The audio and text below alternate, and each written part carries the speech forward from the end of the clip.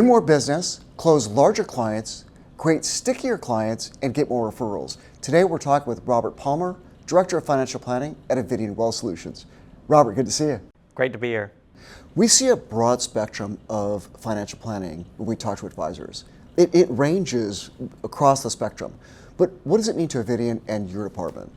I see financial planning as the bedrock for every substantive relationship and every motor that propels business forward for an advisory practice.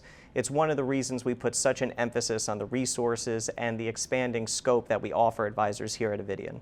You deal with ultra high net worth clients.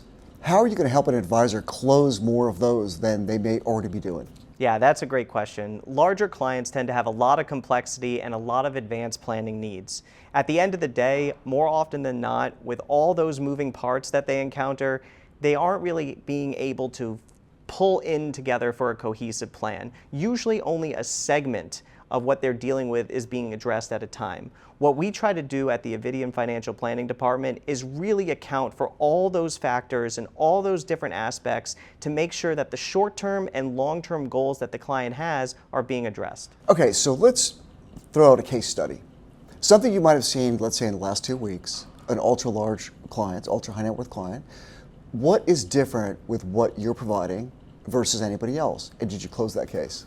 I'll start off by saying, yes, we did close the case. I'll tell you exactly what happened.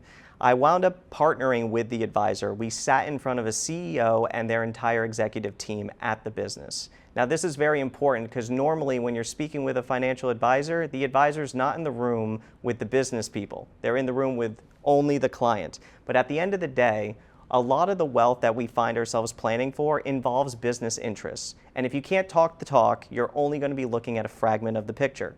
So when we sat in the room together, not only were we able to identify tax opportunities for the client through the business entity, but we are also able to connect that to the larger legacy picture for how to transition that business to the next gen and ultimately facilitate a more efficient gifting method than they had ever heard before. How large was that case? $55 million. $55 million, that's great. And you won it from a wirehouse or another RIA? We did win it from that wirehouse. The primary reason for that is because when they sat across the table from the individual they were previously working with, the only thing that individual brought from a financial planning perspective was cash flow modeling, and that really only scratches the surface. It doesn't address the more complex needs that he needed. I mentioned before, the client was interested in legacy planning, he was interested in tax planning, he wanted all these pieces to be pulled together in a cohesive plan. That's just not something that you'd see outside of an institution like Avidian. So let's talk about making existing clients more sticky. So if they come in with a book of business, besides closing business, which you do very well, how do you make an existing client more sticky? Yeah, so financial planning starts off from a psychological perspective. It's really about asking open-ended questions and getting a deeper understanding of what the client is trying to solve for, both in the immediate future and the long term. If you understand those, then the solutions that you wind up proposing can be directly tied back to those goals, and the client feels as though they're being understood, which is exactly what's happening in that moment. Far too often are they engaging with people that are transactional.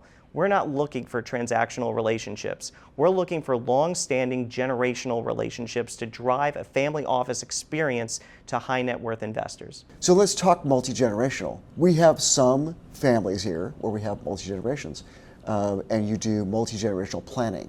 Talk about that a little bit.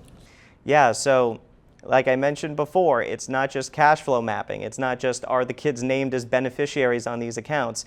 It's are generational skip tax considerations being factored in? Are there efficient gifting methods? Are there discounting methods that we can apply? Are there business entities that can be integrated into a larger overarching strategy that hasn't been considered before? These are the types of nuances that the environment necessitates in order to do financial planning at the highest level. And I believe it to be a very unique experience that we offer here. I would agree.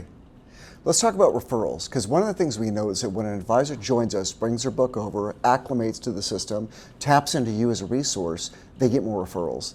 Is that because of what you just mentioned? That's exactly right. Again, when a client has a good experience and feels understood, they feel comfortable telling people about that experience and ultimately giving referrals out. And I think this is why I said that financial planning is really the engine that drives an efficient advisory practice. If financial planning is being done right, the client is feeling valued, and the solutions that are being put in front of them are also valued by the client. They're not seen as transactional moments, they're seen as long-standing strategies. I would agree. I would agree that financial planning is the engine that drives a lot of this. Of course, the advisors have the relationship with the clients. Absolutely. But the engine kind of resides within the financial planning department that drives so much of what we do. Thanks for stopping by today and talking with us. I really appreciate it. I appreciate the time.